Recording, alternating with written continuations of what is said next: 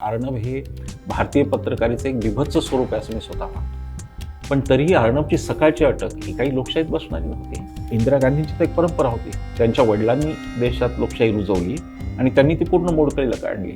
अनिल देशमुख सरळ म्हणतात की तेल लावलेल्या काठीने मारा लोकांना, त्याचं शिक्षण हे गैर आहे, हे चुकीचं आहे. की लोकशाहीचं मंदिर, बरोबर. मी असं म्हणतो की लोकशाहीची मशीद का नाही, बरोबर. लोकशाहीचं चर्च का नाही.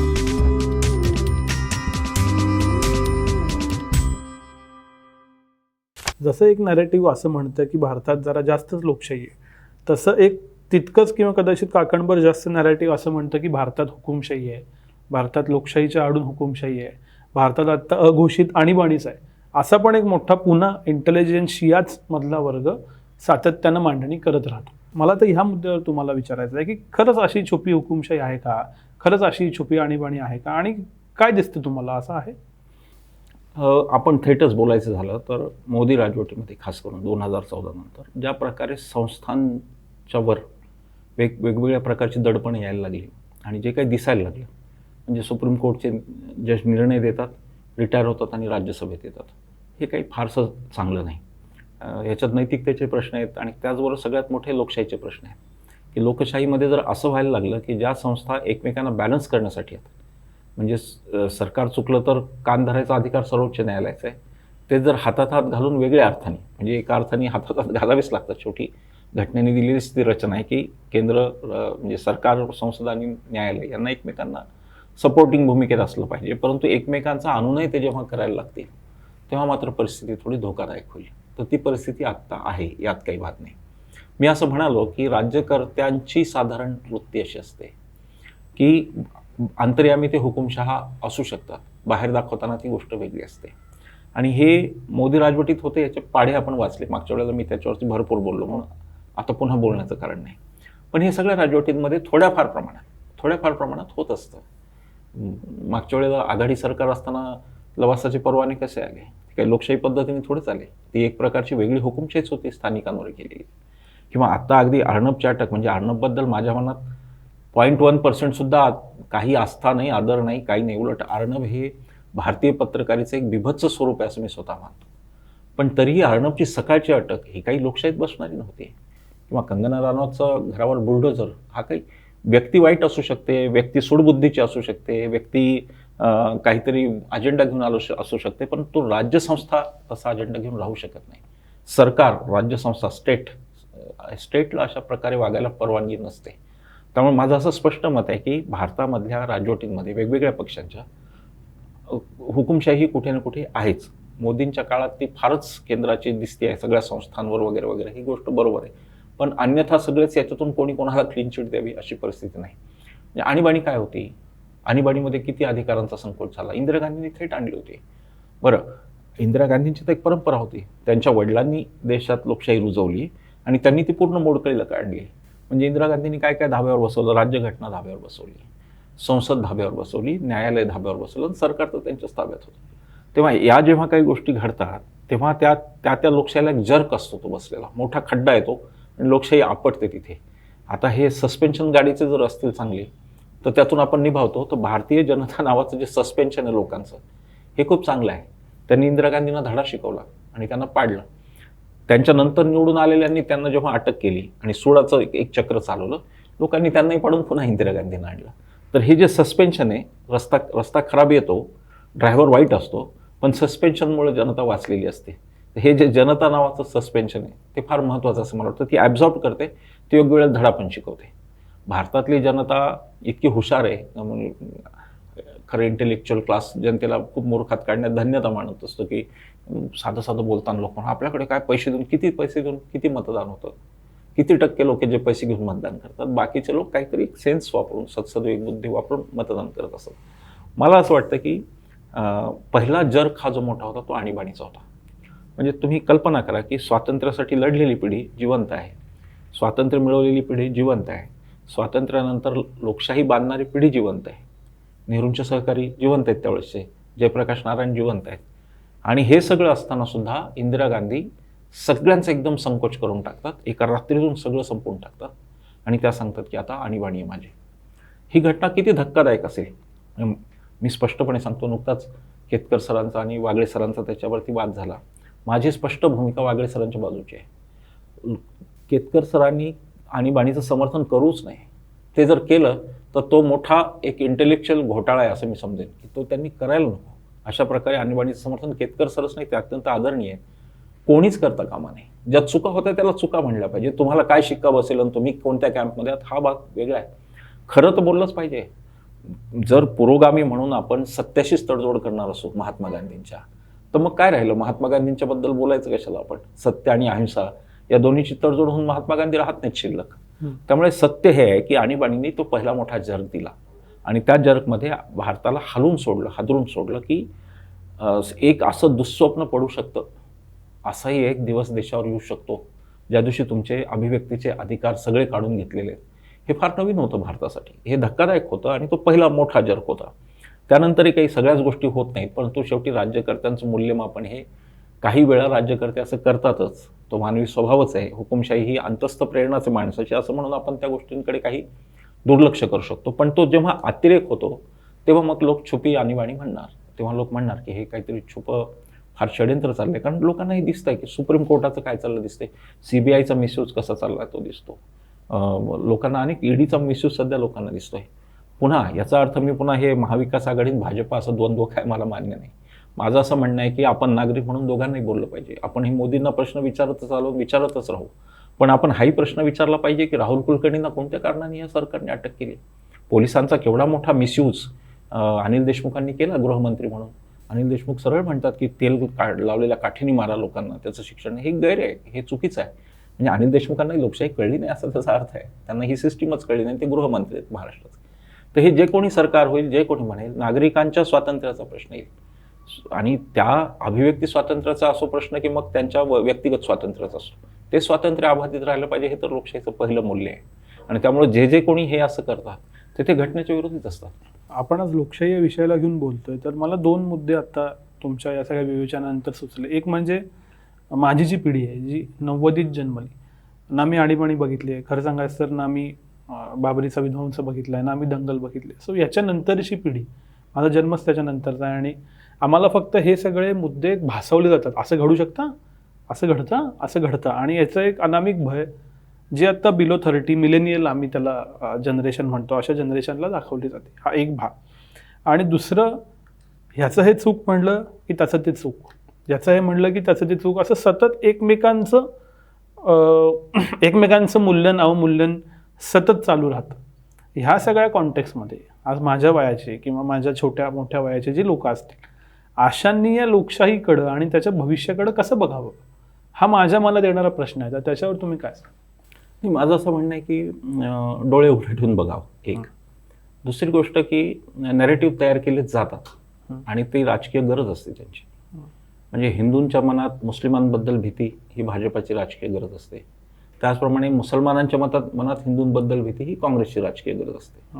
आणि हे आपण फक्त धर्मांचं बोलतोय. पुन्हा त्याच्यात जातीय वर्गीकरण वेगवेगळी आहेत. कोणत्या जातीला इन्सिक्युरिटी दिली म्हणजे कोणती जात आपल्याला मत देते, इथपर्यंत ते आहे. त्या नॅरेटिव्हमध्ये न जाता आजची वस्तुस्थिती डोळ्यांनी पाहणे हे फार महत्त्वाचं आहे. उदाहरणार्थ सेक्युलरिझमबद्दल अतिशय चिंता व्यक्त होते इंटेलेक्च्युअल वर्तुळातून, पण हा गेले 6 वर्ष सामान्य माणसांचा मुद्दा नाही झालेला. कारण त्याची जगण्याची लढाई वेगळी आहे. त्याला शेतीच्या मालाला भाव ही त्याची लढाई आहे. कामगार असेल तर त्याला सुट्ट्या न मिळणाऱ्या सुट्ट्या आणि न झेपणारं काम आणि तुटपुंजा पगार ही त्याची हे. ह्या माणसांच्या प्रायोरिटीज वेगळ्या आहेत. ह्या इंटेलेक्च्युअल्सच्या प्रायोरिटीज कोणत्या आहेत आणि सामान्य माणसाच्या कोणत्या आहेत याचं नीट आकलन व्हायला पाहिजे.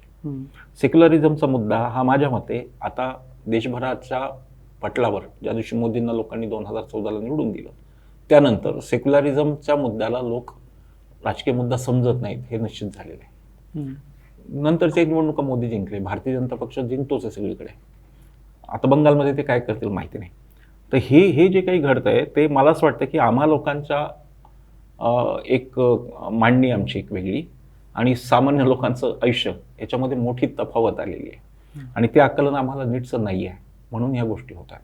सेक्युलरिझम हा मी म्हणत नाही की तो मुद्दा म्हणजे महत्त्वाचाच मुद्दा आणि सेक्युलरिझम टिकलाच पाहिजे, पण सेक्युलरिझम टिकणार नाही अशी जी आमची भीती आहे ती कदाचित गावातल्या सामान्य माणसाला वाटत नाही. ती जशी हिंदूला वाटत नाही तशी ती मुसलमानालाही वाटत नाही. आणि म्हणून तुम्ही पाहिलं असेल तर रोहित वेमुलाचं प्रकरण झाल्यानंतर अशा काही दलित संघटना फार पेटून उठून कोणतं आंदोलन झालं नाही. 8 लाखच्या प्रकरणानंतर CA नंतर मुसलमान सगळे रस्त्यावर आले पूर्णतः, असंही तुम्हाला दिसलं नाही. त्याचं कारण असं की जगण्याची जी लढाई आहे ती त्यांनी हिंदू आणि मुसलमानांनी गावातल्या एकमेकांच्या मदतीने ती स्वतःची स्वतः सुकर करून घेतलेली आहे काही अंशी. आणि आता ती पॉलिटिकल स्पेस सोडली नाही असं माझं मत आहे. म्हणजे तुम्ही 90चं दशक आठवा, आता तुम्ही तेव्हा जन्माला आला नव्हता, पण आम्ही त्या भयावह वातावरणातून गेलेलो आहे की अयोध्या तो बाकी है, काशी मथुरा बाकी है, देश के गद्दारों को जूते मारो सालों को, हे आम्ही वातावरण पाहिलेलं आहे. आणि आमच्या पिढीच्या मनात ते स्वाभाविक ती भीती आहेच की देश अयोध्या तो बाकी झाकी हे, काशी मथुरा बाकी आहे म्हणजे काय, म्हणजे आता पुन्हा तिकडे आंदोलनं पेटणार आहेत का, ही आमच्या मनात स्वाभाविक भीती आहे. आमची पिढी त्या भीतीच वाढली, त्या भीतीत ती आजही जगते आहे. पण कदाचित तुमच्या पिढीने जर ते पाहिलंच नसेल तर तुमच्या पिढीला असं वाटेल की असं कुठं झालं माझ्या पाण्यात, हे इतिहास तो आहे. पण नसेल झालं तर चांगली गोष्ट आहे. माझं असं म्हणणं आहे की लोकांनी ती स्पेस संपवली का याच्यावरती आपण एकदा विचार केला पाहिजे. म्हणजे समजा उद्या आता विश्व हिंदू परिषद, संघ परिवार आणि भारतीय जनता पक्षाने जर काशीचं आंदोलन घेतलं तर हिंदूंचा त्यांना सपोर्ट मिळेल का, हा मुद्दा आहे. माझ्या मते तो आता मिळणार नाही. तो एक दौर होता, त्या दौरमधून देश बाहेर आला आणि आता लोकांनाही कळतं की हे काही रोजीरोटीचे प्रश्न आहेत, ते आपले रोजचे आहेत, हे काही महत्त्वाचं नाही. आणि आता त्यांना तेवढा हिंदू सपोर्ट मिळणार नाही. हिंदू सपोर्ट हा शब्द जेव्हा तुम्हाला जबाबदारीने बोललं पाहिजे की ठराविक जातीयवादी हिंदूंचा सपोर्ट, आम हिंदूंनी सपोर्ट दिलाच नाही. अयोध्येत किती लोक गेले, बाबरी पाड्याला किती लोक होते, भारत थोडाच गेला तिथे सगळं. हिंदू सगळे त्या पद्धतीने वागतील असं नाही, पण जे धर्मांध हिंदू होते त्यांच्यासुद्धा जाणीवा आता कदाचित इथपर्यंत पोहोचले असतील की आता तो मुद्दा होऊ शकत नाही, हे त्यांना कळे सगळ्यांना. तीच गोष्ट मुस्लिमांच्या बाबतीत अनेक बाबतीत बोलता येऊ शकते की जो कडवट धर्मद्वेष्टीपणा होता तिथेही त्यालाही थोडीशी ओहोटी लागली आहे दोन्ही बाजूंनी. आणि देशात एक प्रकारचं उत्क्रांतीनेच पुढे नेलेलं एक प्रकारचं एक दौर आहे की आता लोकांना धर्म हा प्रश्न महत्त्वाचा वाटत नाही. तर ती गोष्ट चांगली आहे, म्हणजे ती गोष्ट तशीच व्हायला पाहिजे. ती इतिहासात नव्हती असं नाही, पण म्हणून आता त्याचं भय पण फार बाळगून उपयोग नाही. सेक्युलरिझम संपेल का, तो संपणार नाही. मी मागच्या माझ्या व्हिडिओमध्ये त्यावर बोललोय, आता मी जास्त बोलत नाही. सेक्युलरिझम संपेल ही भीती फार काळ बाळगून चालणार नाही. अन्यथा काय होणार की तुम्ही फक्त सेक्युलरिझमचा मुद्दा करून तुम्ही त्याच्या भोवती गोल गोल फिरत राहणार आणि लोकांपासून तुम्ही तिथे दूर होत राहणार. कारण लोकांचे प्रश्न वेगळे आहेत. लोकांचे प्रश्न कापसाला भाव मिळाला की नाही हा आहे, तर ते तुम्ही बोलणारच नसाल. तुम्ही म्हणणार असाल की फक्त उठसूट रोज मी उठून सेक्युलरिझमवर झोडत सुटलो. तर माझा आणि लोकांचा कनेक्ट गेलेला आहे, माझा आणि लोकांमध्ये अंतर निर्माण झालं, हे मला जाणवायला पाहिजे. मला सेक्युलरिझम बोललं पाहिजे, पण मला लोकांच्या इतर विषयांवरच्या मुद्द्यांवर सुद्धा मला बोललं पाहिजे. आता नांदेडमध्ये पीक विम्याचा मोठा प्रश्न आहे. काही एका कंपनीने काही लूटमार केली आणि पीक विम्याचं लोकांचा आज तिथल्या नांदेडच्या शेतकऱ्यांना तो सेक्युलरिझमपेक्षा जास्त महत्त्वाचा प्रश्न आहे. आणि हे हिंदूंना मी म्हणत नाही आहे, हे मुसलमान शेतकऱ्यांचं सुद्धा मी बोलतोय. असा त्यांना अनुभव नाही की मी मागच्या आपल्या व्हिडिओत म्हणालो की भारतामध्ये जोपर्यंत दंगली झालेल्या शहरांपेक्षा दंगली न झालेली शहरं, दंगली न झालेल्या वाड्यावस्त्या जास्त आहेत, तोपर्यंत सेक्युलरिझमला काही धोका आहे असं मला वाटत नाही. आणि त्याच्यावरती आक्रमण होईल, त्याच्यावरती गोष्टी होतील, ते थोपवायला जनता समर्थ आहे. लोकांना अतिरेक दिसला तर लोक यांना नाकारतील. अनेक ठिकाणी लोक नाकारतायत, ते तसे लोक नाकारतील. पण त्यामुळं एका मुद्द्याभोवती घुटमळत बसण्यात काही अर्थ आहे असं मला वाटत नाही. सो या सगळ्याचा मला समजलेला अर्थ असा आहे की कदाचित लोकशाहीत किंवा ओव्हरऑलच इकॉनॉमिक्स ट्रम्प पॉलिटिक्स, कारण इकॉनॉमिकल मुद्दे, इकॉनॉमिकल ॲस्पिरेशन ह्यांना माणसांनी जास्त जोडून ठेवलं का काय, आणि त्याच्यात राजकारण दुय्यम ठरलं, तर हे आत्ताच्या लोकशाहीत घडतंय का? इकॉनॉमीचं महत्त्व पहिल्यापासून होतंच. इकॉनॉमीचं महत्त्व नव्हतं असं काळ दाखवता येणार नाही. जिथपासून चलनाची निर्मिती झाली तिथपासून इकॉनॉमीचं महत्त्व होतंच. इकॉनॉमी ही राजकारणाला डॉमिनेशन त्याच्यावर करते का, त्याचं उत्तर 91 नंतर तरी स्पष्टपणे हो असंच. जागतिकीकरणानंतर त्याला पर्यायच राहत नसतो. तुम्ही उदारीकरण म्हणल्यावर ते होणारच होतं आणि ते झालं. इकॉनॉमी आणि राजकारण यांचा काही परस्पर संबंध आहे. तो संबंध येताना हितसंबंध फार महत्त्वाचे आपल्याकडे ठरत आहेत की त्या इकॉनॉमीतला माझा फायदा किती, हे जो क्रॉनिक कॅपिटलिझमचा जो हा प्रकार झाला, कॅपिटलिझमवर चर्चा होईल, पण क्रॉनिक कॅपिटलिझमवर काय बोलावं, की जे फक्त काहीतरी टॅक्टिक करून काहीतरी गोष्टी करून फक्त शेअर माझा राहील, मार्केट फक्त माझंच राहील, अशा प्रकारचं जे चाललंय तो डॉमिनन्स तसा भारतासाठी नवा आहे. नव्हता का? होता.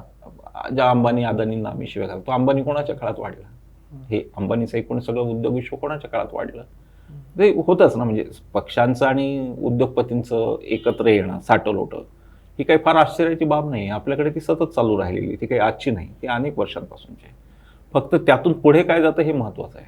जर व्यापक जनहित पुढे नेणारी इकॉनॉमी असेल आणि ती पुढे जाणार असेल तर तिचं स्वागतच आहे. आता खरा संघर्ष आत्ताचा जो तो इकॉनॉमीचाच संघर्ष आहे खरा, हा राजकारणाचा नाहीच आहे. एकीकडं खाजगीकरण, विकृत स्वरूपाचं खाजगीकरण आणि लोकांचे हक्क यांचाच तो संघर्ष आहे ना, दुसरा कोणता संघर्ष आहे?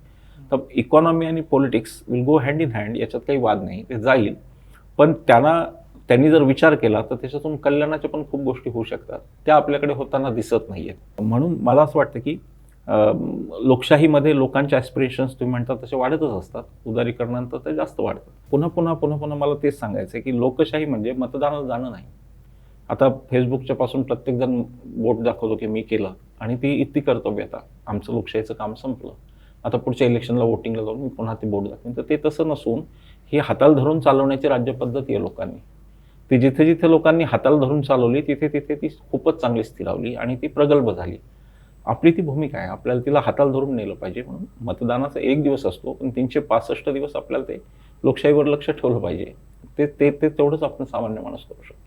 छोटीशी घटना पण दखल घेण्याजोगी घटना केरळमध्ये घडली. त्याच्या उलट्या बाजूला ही एका कॉर्पोरेट कंपनीनं तिथल्या लोकल निवडणुकीत त्यांचे म्हणून थेट उमेदवार उभे केले आणि ते निवडून आले. आजवर तुम्ही म्हणालात तसं सरकार आणि उद्योग यांचं एकमेकांशी असणारे परस्पर संबंध तसे अध्याहूत आणि गृहीत आहेत. पण एखाद्या संस्थेनं की जी आपल्या प्रचलित भाषेत व्यवसाय आहे, त्यांनी थेट उमेदवार उभा करून निवडून येणं, ते आणणं म्हणणं थोडंसं निगेटिव्ह कॉनोटेशन आहे. ह्याच्याकडे तुम्ही कसं बघता लोकशाहीच्या कॉन्टेक्स्ट?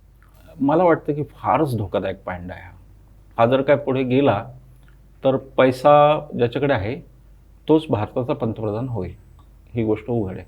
धोकादायक पायंडा हा याच्यासाठी आहे की कॉर्पोरेटमधली माणसं वाईट असतात का काय हे मला त्याच्यावरती काही बोलायचं नाही. अनेक कॉर्पोरेट चांगले पण आहेत. टाटांच्या बाबतीत आपण काय म्हणणार, खूप कल्याणकारी गोष्टी त्यांनी पुढे नेल्या. पण तिथे ती जी काही वेगळ्या प्रकारची स्पर्धा होईल त्याच्यात तुमचा उद्याचा अवकाश काय हा मुद्दा आहे. आज मत देणाऱ्याचा अवकाश काय आहे तिथे हा मुद्दा आहे.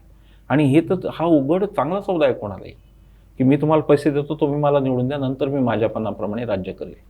हा सौदा कोणालाही परफेक्ट आहे. उद्या कोणी पण मोठा उद्योगपती उतरू शकतो, पक्ष काढू शकतो स्वतःचा आणि तो म्हणू शकतो की तुम्ही मला मत द्या, मी तुम्हाला पैसे दिले आणि नंतर मी माझे काय फायदे करायचे ते करेल. पण ही साधन संपत्ती, हे सगळं जे काही देशाचे रिसोर्सेस आहेत त्याच्यावरती हक्क कोणाचा हा प्रश्न येतोच ना तिथे. आणि तो जर वाटत असेल आपल्याला आपला हक्क आहे तर आपण भलत्याच लोकांना काहीतरी प्रोत्साहित करतो ते द्यायला. म्हणजे मला इव्हन हे गावांमध्ये जे बोली लागते ना सरपंच पदासाठी आमच्यासाठी, मला तोही प्रकार फार घृणास्पद वाटतो. का बरं? मग श्रीमंतांनीच फक्त सरपंच व्हावं का गावचं? म्हणजे काही लोक ते सामंजस्याच्या नावाखाली निवडणुका नाही झाल्या तर किती चांगलं वगैरे, मला ती सायकॉलॉजीच मान्य नाही, मला ती थेअरीच मान्य नाही. असं झालं तर उद्या प्रत्येक पदाचा लिलाव करा, पंतप्रधान पदाचा लिलाव करा, प्रत्येकच गोष्टीचा लिलाव होऊ शकतो, मुख्यमंत्री लिलावाने ठरू शकतो. हे बेसिक स्ट्रक्चर जे लोकशाहीचं त्याला तडे देणारी ही गोष्ट आहे. लोकशाही जर मतदानापासून सुरू होत असेल तर त्या मतदानाच्या प्रक्रियेतच जर असं काही घडत असेल ते फार गंभीर आहे असं मला वाटतं. आणि त्याच्यावरती कायदा करून नियंत्रण कसं येणार वगैरे ह्या गोष्टी, कारण नाहीतर कंपनीचं नाव म्हणून नाही तर वेगळा पक्ष म्हणून काढतील आणि तो लोक आयडेंटिफाय करणं काही फार अवघड गोष्ट नाही आहे. हे खूप गंभीर आहे असं मला वाटतं. आणि ह्याची सुरुवात झाली आहे. हे कुठपर्यंत जाईल हे आपल्याला माहिती नाही. कदाचित उद्या आमदार पण लिलावातून निवडून येईल कदाचित. पण हे म्हणजे संपूर्णतः लोकशाही विक्रीला ठेवण्याचा प्रकार आहे. हे आपण लोकशाही विकून टाकत आहोत असा हा प्रकार आहे. मला वाटत नाही की हे फार चांगली ही गोष्ट भारतीय हे पुढं असं घडत राहिलं तर ते फार वाईट लक्षण. आत्ताच्या सगळ्या आर्थिक परिस्थितीमध्ये अशी संसद उभारावी का याच्याविषयी 2 मतप्रवाह आहेत, हो नाही वगैरे. ह्या नवीन संसदेच्या निर्मितीकडं जे लोकशाहीचं मंदिर मानलं जातं याच्याकडे तुम्ही कसे बघता? आता आपली जी धारणा असते ती बघा, तुमच्या शब्दातून ती आली हो की लोकशाहीचं मंदिर. बरोबर. मी असं म्हणतो की लोकशाहीची मशीद का नाही, बरोबर. लोकशाहीचं चर्च का नाही. हो. मुळात लोकशाही आणि मंदिर या 2 कॉन्ट्रडिक्टरी गोष्टी आहेत. बरोबर. संसद भवन नवं असावं का? जर ते रिपेरेबल नसेल, जर त्यातून आता पाणीच गळत असेल, अशी काही गोष्टी असेल तर आपण सुधारणावादी लोक आहोत आणि आपण काय असं म्हणणार नाही की काही असलं तरी तिथेच आमच्या खासदारांनी बसलं. एक गोष्ट चांगली आहे की ते प्रिझर्व्ह करते, त्यात ती वास्तू नष्ट नाही होते, ते आर्किओलॉजिकल सर्वे डिपार्टमेंटच्या ताब्यात द्यायला आणि ती प्रिझर्व्ह होईल, ती व्हायलाच पाहिजे. कारण त्या वास्तूंनी काय नाही पाहिलं, त्या वास्तूंनी देशाच्या सगळ्या फेजेस पाहिल्या, त्यामुळे ती प्रिझर्व्ह व्हायलाच पाहिजे.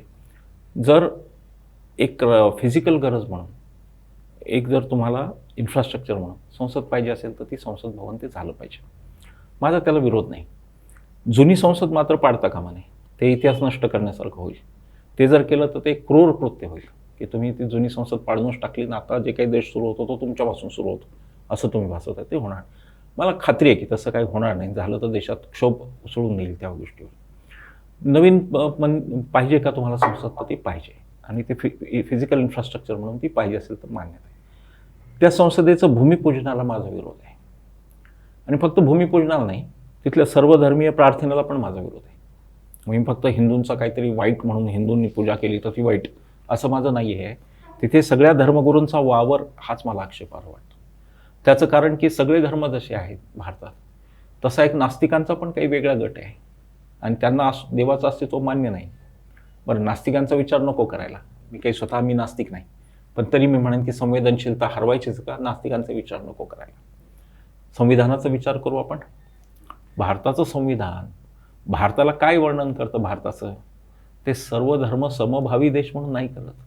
ते धर्मनिरपेक्ष स्टेट, सेक्युलर स्टेट, धर्मनिरपेक्ष राज्यसंस्था. मग संसद ही काय आहे? संसद हा राज्यसंस्थेचा एक भाग आहे. राज्यघटनेने आलेली संसद, राज्यघटना राज्यसंस्थेचा भाग, संसद हाही राज्यसंस्थेचा भाग. ती जर राज्यसंस्थेचा भाग असेल तर तिचं सेक्युलर कॅरेक्टरिस्टिक्स कुठे गेलं? तिचं धर्मनिरपेक्ष आहे, ती धर्माचा तिचा संबंध नाही. भारतीय राज्यघटनेचं वैशिष्ट्य असं आहे, त्याच्यातली सौंदर्य या घटनेचं असं आहे, त्या घटनेत एकाही धर्माचा उल्लेखच नाही. याचा अर्थ घटना सर्व धर्म समभावी नाही आहे, घटना धर्मनिरपेक्ष आहे. घटना कोणाबद्दल बोलते? ती तुमच्याबद्दल बोलत नाही, माझ्याबद्दल बोलत नाही, व्यक्तीबद्दल ती बोलत नाही. तुम्हाला स्वातंत्र्य आहे, तुम्ही पूजा करा मंदिरात, तुम्ही घरी पूजा करा, तुम्हाला पूर्ण स्वातंत्र्य आहे. स्टेट म्हणून जेव्हा ही गोष्ट, संसद म्हणून जेव्हा प्रतीक येईल, सरकारचं कार्यालय म्हणून प्रतीक येईल, न्यायालय म्हणून प्रतीक येईल. उद्या न्यायालयात तर काही राम मंदिराची प्रतिकृती कोणी नाही भरू शकणार ना. म्हणणार की आमचा राष्ट्रीय वारसा आहे, आम्हाला त्याचा अभिमान म्हणून सर्वोच्च न्यायालयाच्या मागे, तर तो लोकशाहीचा मोठा पराभव असेल ना. तोच पराभव त्या दिवशी झाला, तो राज्यघटनेचा पराभव. अशासाठी मी म्हणतो, दुर्दैवाने त्याच्यावर कोणी काय बोललं नाही. बहुसंख्याकांचा सहज भाव म्हणून त्याला ते बोललं नाही का अन्य काही मला माहिती नाही, पण त्याच्यावरती बोलायला पाहिजे की संसदेचं भूमिपूजन होऊ शकत नाही, संसदेच्या तिथे सर्व धर्मसभा पण होऊ शकत नाही. त्याचं कारण संसद धर्मातीत आहे, तिचा धर्माचा काही एक संबंध नाही. तो जर आम्ही आणू तर पुढे गोष्टी अवघड होत राहतील. मग कार्यालयांची भूमिपूजन होतील, म्हणजे एक पायंडा पडतो ना. यद्यदाचरते श्रेष्ठ भगवद्गीताच सांगते, तसंच खालचे लोक वागतात. मोदींनी एक पायंडा पाडून दिला की संसदेचं भूमिपूजन. उद्या एखाद्या तहसील ऑफिसच्या लोक भूमिपूजन करतील, तिथे सर्व धर्म प्रार्थना करतील. मग एखाद्या दुसऱ्या एरियात असेल जिथे कदाचित गोव्यामध्ये कदाचित ते ख्रिश्चनाच्या पद्धतीने पूजन होईल, आणखी कुठे हैदराबादला ते मुसलमानांच्या पद्धतीने होईल. हे अपेक्षित नाही आहे लोकशाही. लोकशाही धर्मनिरपेक्ष राज्यसंस्था असं जेव्हा म्हणते तेव्हा धर्माचा आणि तिचा काडी मात्र संबंध असता कामा नये. घरी मोदींनी पूजा करावी, मंदिरात जाऊन पूजा करावी, अयोध्येत जाऊन मंदिरात पूजा करावी, काही आक्षेपार्ह असण्याचं कारण नाही. पण संसदेचं भूमिपूजन ही आक्षेपार्ह गोष्ट आहे. कारण या देशात अनेक लोक असे असू शकतात ज्यांचा कोणत्याच धर्मावर विश्वास नाही, धार्मिक कृत्यावर नाही, म्हणून ते राज्यघटनेशी सुसंगतच आहे. माझा मुद्दा होता तो फक्त तेवढ्यापुरता होता. सर, तुमचे खूप खूप आभार की लोकशाहीबद्दल इतक्या सविस्तर चर्चा आपण केली आणि कदाचित लोकशाही एवढाच विषय घेऊन झालेलं आहे, खूप मोठं डॉक्युमेंट असेल, ते लोकांना आवडेल असं अपेक्षित आहे. तर तुम्ही वेळ दिलात त्याबद्दल थिंक बँककडून तुमचे खूप खूप आभार. आणि परत वेगवेगळ्या विषयांवरती जनतेचा आवाज म्हणून तुमच्याशी बोलायला आवडेल. पण आज इथंच थांबूया. धन्यवाद.